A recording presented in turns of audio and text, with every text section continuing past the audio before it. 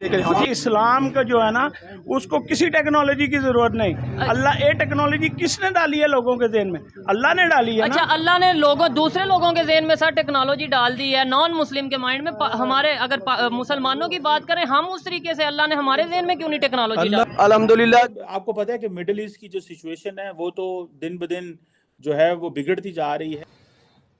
टूट गया मैं तो अब इतनी मैं किसी से आज ही कह रही थी, इतनी वीडियोस आ चुकी हैं या इतने टीवी शोज हो चुके हैं कि अब कोई बात शायद ही रह गई हो जो हमने डिस्कस ना की हो। लेकिन एक आपने मुझे पूछा है कि आप तकनीकों को मानते हैं। मेरा अपना दिमाग है, मैं तकनीकों को नहीं मानता। जब तक मुसलमानों के अंदर जितनी मर्जी तकनीक हो जाए, अब थोड़ी तकनीक है पाकिस्तान के पास। अच्छा, हमारा पूरा मुल्क खामोश है। कहाँ गई तकनीक? जब तक ईमान का जज्बा नहीं आएगा भाई, आप जंग नहीं जीत सकते। बेकार है भैया, मैं तो टूट गया है। और लेकिन दुनिया जो है उस पर रिस्पॉन्स कर रही है। एक तो तार साहब पाकिस्तान का पर्सपेक्टिव, क्योंकि हम यहाँ बैठे हुए हैं, पाकिस्तान ने सिर्फ 7 अक्टूबर को एक छोटी सी 4 लाइनों की प्रेस रिलीज जारी की, उसके बाद एक लफ्ज नहीं बोला। कोई सेंस है इस बात की? बस सर, फलस्तीन या हमास को भी आप ये समझ रहे हैं कि ये भी कोई मदरसे से निकल कर आए? यही नहीं, अभी और सुनिए।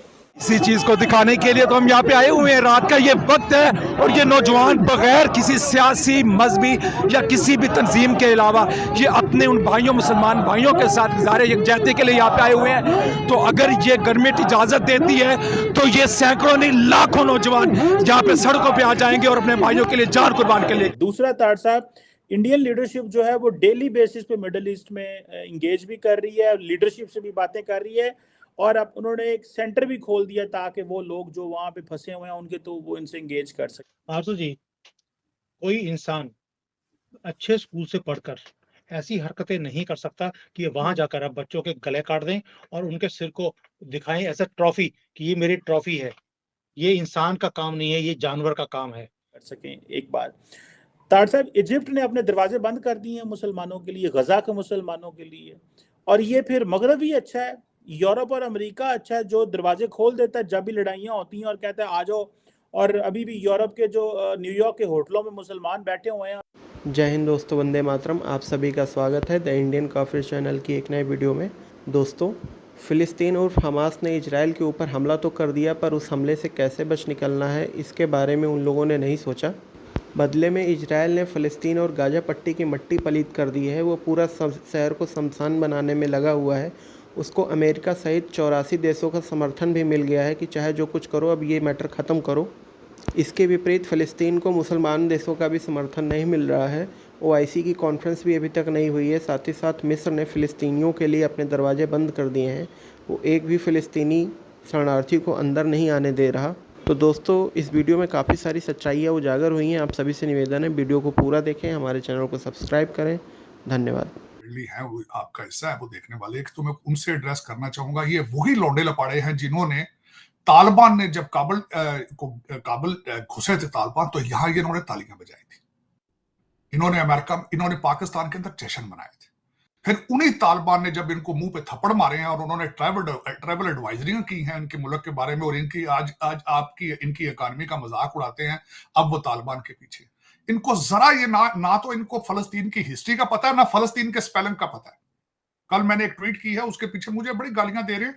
मैं दुख इस बात का, मुझे गालियों का कोई दुख नहीं पड़ता। देखिए, मुझे कोई फर्क नहीं पड़ता जब when you do and do lead, उसमें उसका हिस्सा होता है लोगों ने दुख इस बात का है कि लौंडे लपाड़े गालियां भी उर्दू में दे रहे हैं, गालियां भी इंग्लिश में देने की सलाहियत नहीं रखते। ये माजूर बच्चे बैठे ना पाकिस्तान में, ये जिनको जो बुजदार ने जख्मी किए हैं, गोगी ने लूटे हैं, इनको जरा शर्म नहीं है किस बात की। ये तालिबान के भी जश्न मनाते रहे हैं। इनको मैं हिस्टोरिकली ये बताना चाहता हूं कि फलस्तीन के अंदर एक तो ये 15 साल की 5वीं जंग है। ये पिछले 15 साल की, ये पहली दफा नहीं हुआ, पहले भी जनीन और बड़ा कुछ हुआ वहां पे। उसके बाद मैं ये बताना चाहूंगा, इन फलस्तीनियों के अपने अमाल की वजह से, क्योंकि जॉर्डन में जाके ट्रिपल मेकर बन चुके हैं, उनके किंग पर अटैक किया था, आज इजिप्ट ने अपने दरवाजे बंद कर दिए उनके लिए।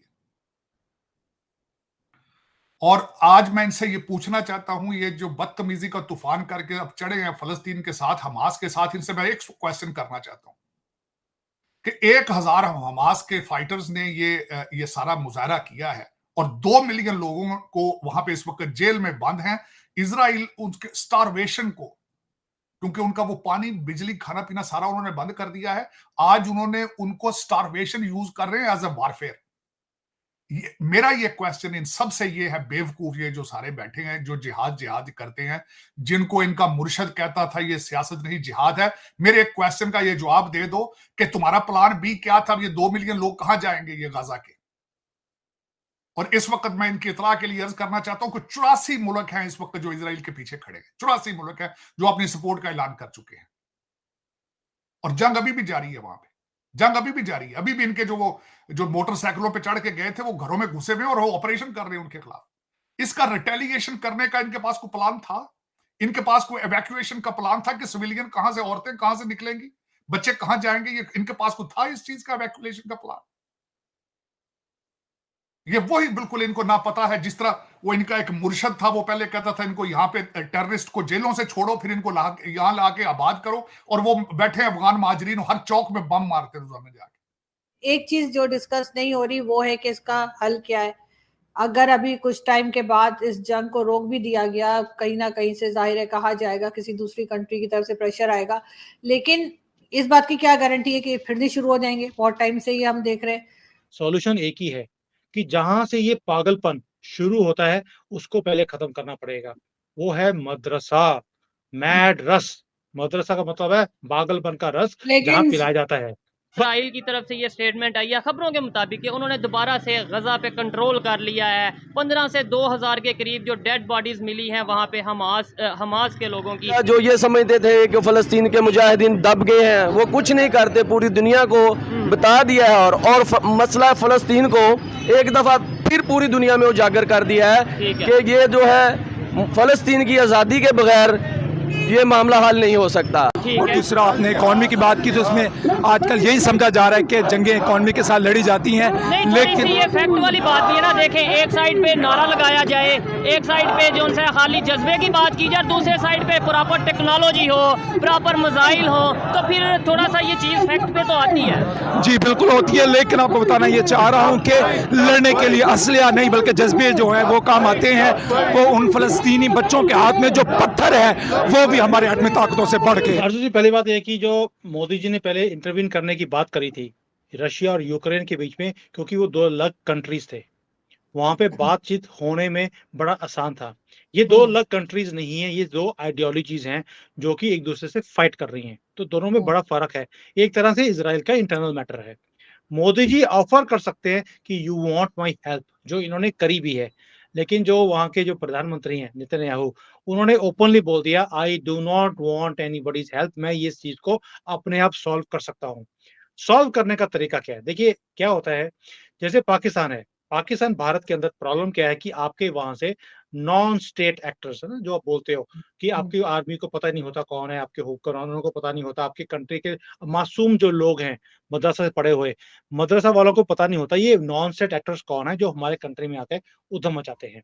वही हाल वहां पर भी है कि अब पैलेस्टीन ने पहले तो बड़े भगड़े डाले, जब वहां जाकर उन्होंने इजराइल के लोगों को मारा तो बहुत ज्यादा इन्होंने पटाखे भी चलाए, ईरान के अंदर भी, दुनिया के अंदर भी, और पैलेस्टीन के अंदर तो बचे ही बचे। और जो लोगों को पकड़ के लेके आए थे उनके साथ क्या कुछ हाल किया है पैलेस्टीन के लोगों ने, हमास के लोगों के ने जो किया पैलेस्टीन के लोगों ने भी किया, तो भगड़े डल रहे थे। और जैसे ही इजराइल ने उसी भाषा में जवाब देना शुरू किया तो इन्होंने रोना शुरू कर दिया। हल ऐसे नहीं निकलता है कि आप जो मर्जी करें, लेकिन जब आपके साथ वही हाल होता है, पिछवाड़े में बॉम्ब डाले जाते हैं, तो आपकी चूचू निकलती है। अब इजराइल नहीं छोड़ेगा। देखिए, एक हद होती है हर चीज की। आप बिना बात पे दूसरे को तंग करते रहो, उसी भाषा में जवाब इजराइल को भी देना आता है, जैसे मोदी जी उसी भाषा में जवाब देते हैं अभी। सो ये जो आप बोलती है कि हल क्या है, हल ये है कि भाई पैलेस्टीन वाले मांगते हैं कि नॉट पैलेस्टीन, हमास वाले लोग जो वहां के मुसलमान, वो कहते हैं हमें अपनी अलग कंट्री चाहिए। मुसलमान को तो हर जगह में अपनी अलग कंट्री चाहिए। वो भी जहां पे आपको अलग कंट्री दी हुई थी वहां पे आपने कौन से कोई चांद घर क्रिएट कर दिया? वहां पे आपने कौन से चंद, हम पंजाबी बोलते हैं, कौन सा चंद गुल गुल खिलाया आपने, वहां पे तो आप एक दूसरे के गले काट रहे हो। अब आपको दोबारा से एक और कंट्री चाहिए, पैलेस्टीन, वो मिल जाएगा। क्या ये हाल है उसका? उसके बाद उनको इजराइल भी चाहिए, क्योंकि यहूदी बैठे, यहूदियों को इन्होंने खत्म करना है, क्योंकि वो कहते हैं हमारी कुरान में लिखा है कि इन सबको जब तक खत्म नहीं होगा तब तक कुरान का झंडा नहीं गड़ेगा पूरी दुनिया में। तो जब जो खत्म हो जाएंगे फिर आप क्रिश्चियंस के पीछे लग जाओगे। फिर जौन जौन सी क्रिश्चियन कंट्रीज हैं उसमें क्रिश्चियंस को मारना है। हिंदू तो आपके टारगेट में शुरू से रहे हैं, क्योंकि एक हिंदू ही है जिसने गले कटवाए लेकिन अपने कंट्री को नहीं छोड़ा। तो ये जो पागलपन है, आप कहते हैं सोल्यूशन क्या है?